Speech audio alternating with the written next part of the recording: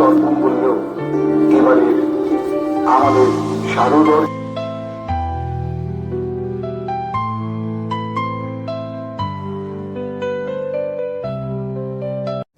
নমস্কার বন্ধুরা, কেমন আছেন সবাই?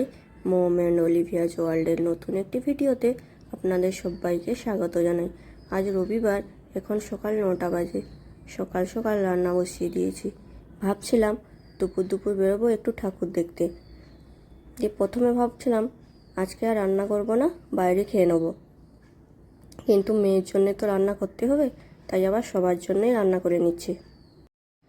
বেশি কিছু রান্না করব না, ডিমের ঝোল করব। মেয়ের জন্য ডিম সিদ্ধ রাখবো আর ডাল করব। সন্ধ্যাবেলা ঠাকুর দেখতে গেলে ভালো হয়, কিন্তু কি বলুন তো, ওই ভিড়ের মধ্যে মেয়েটাকে নিয়ে চাপাচাপিতে ওর ভালো লাগবে না। তার জন্য ভাবছি একটু তাড়াতাড়ি করে বেরোবো। আমার এখনও সকালের ব্রেকফাস্ট হয়নি, তাই ভাবছি একটু সাবু মাখা করে নিই। আমার সাবু মাখা খেতে ভালো লাগে, তাই এখানে ফ্রুটসগুলোকে আমি কেটে নিচ্ছি। কেটে একটু মাখিয়ে নেবো, মাখিয়ে নিয়ে খেতে বসবো। এখনও অনেক কাজ আমার বাকি আছে, কিন্তু কি বলুন তো, আগে খাওয়া দাওয়া করে নিই, তারপর যাব বাকি কাজ করতে।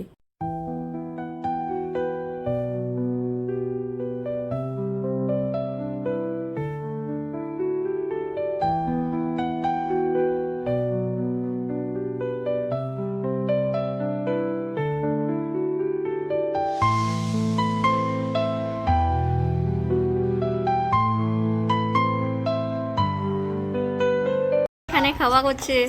কি খাচ্ছে? কি ওগুলো? কি আপেল খাচ্ছে?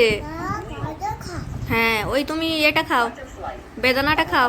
কলাটাকে খেয়েছে কিরকম, ভালো? সাবু মাখাটা দারুণ হয়েছে, কিন্তু বিশাল টেস্ট।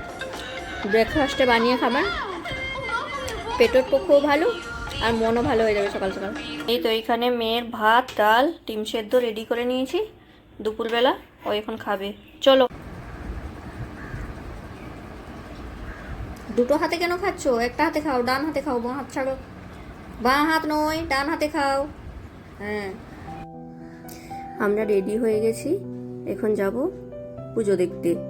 সামনে অটো স্ট্যান্ড আছে, ওখান থেকেই অটোটা ধরবো।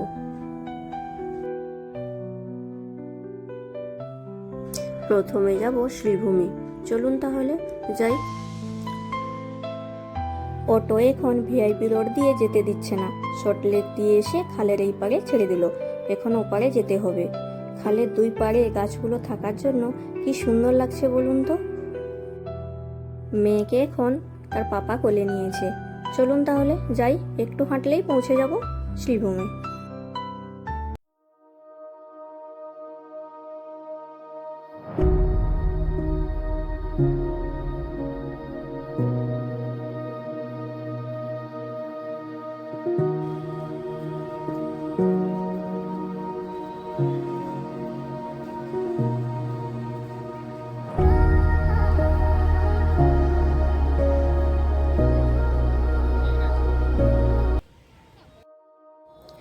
মূর্তিটা দেখুন কি সুন্দর লাগছে না?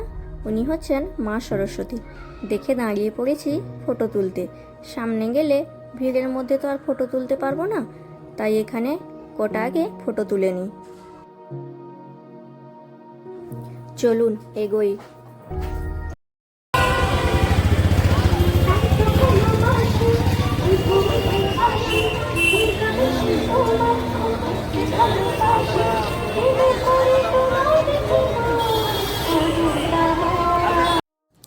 এখনও চতুর্থী আসেনি, আমরা তার আগেই চলে এসেছি। কিন্তু ভিড়টা দেখুন, বছরে একবার পুজো বলে কথা, ঠাকুর তো দেখতেই হবে। আমরা বাঙালিরা এই দিনটির অপেক্ষায় থাকি সারা বছর, কবে মা আসবেন। আমি প্রথম কলকাতায় দুর্গাপুজো প্যান্ডেল হপিংয়ে বেরিয়েছি। আমাদের ঝাড়গ্রামে এত বড় প্যান্ডেল হয় না। আমার কিন্তু অনেক দিনের ইচ্ছে আমি কলকাতাতে পুজো দেখব, তা এই বছর আমার পূর্ণ হলো। আর পুজো দেখতে হলে কলকাতাতে অবশ্যই আসতে হবে। শ্রীভূমির প্যান্ডেলটি সাউথের তিরুপতি বালাজি মন্দিরের ধাঁচে তৈরি হয়েছে।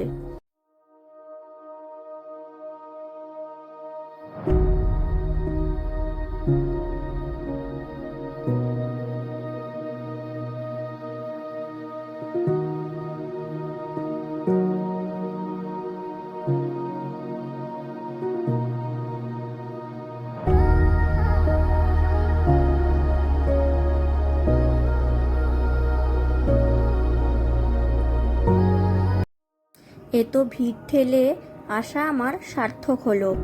ভেতরের অ্যাম্বিয়েন্সটা দেখেছেন? কি অসাধারণ ডেকোরেশন, দেখে চোখ জুড়িয়ে যাচ্ছে।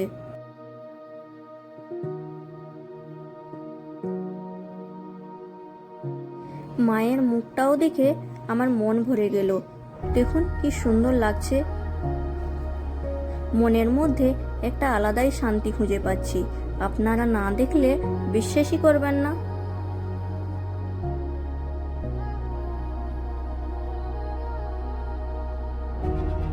এখানে ঠাকুর দেখা হয়ে গেছে, এবারে বাইরে বেরিয়ে এসেছি। চলুন সামনের দিকে এগোই।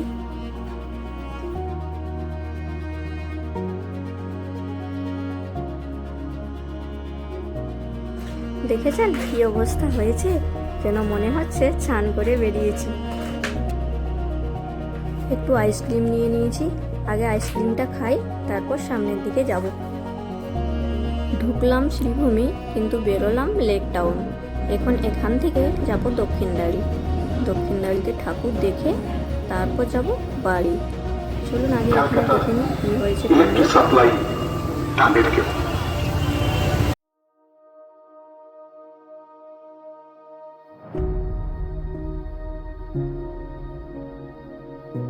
তর্পণ বললেও এবারে আমাদের শারদর্ঘের আবহ। বাহ, এইখানের ঠাকুরটা আর প্যান্ডেলটা দুটোই বেশ সুন্দর তো। এই বছর কলকাতাতে আমাদের প্রথম পুজো দেখা। আগের বছরও ছিলাম কলকাতাতে পুজোর সময়, কিন্তু কি বলুন তো, মেয়ে তো অনেকটা ছোট ছিল, ওই জন্য আর কোথাও বেরোয়নি। তাই এই বছর বেরিয়েছি। এই যে আজকে দুটো ঠাকুর দেখা হয়ে গেল।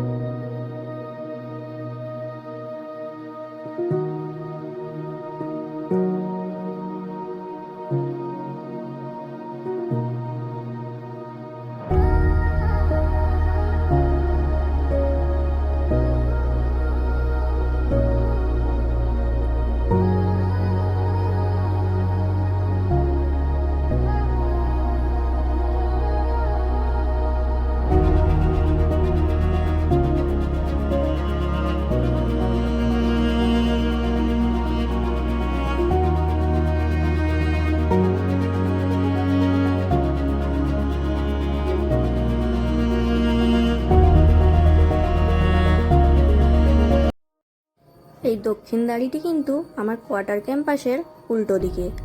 এই প্যান্ডেল দুটো কেমন হয়েছে কমেন্ট করে জানাবেন।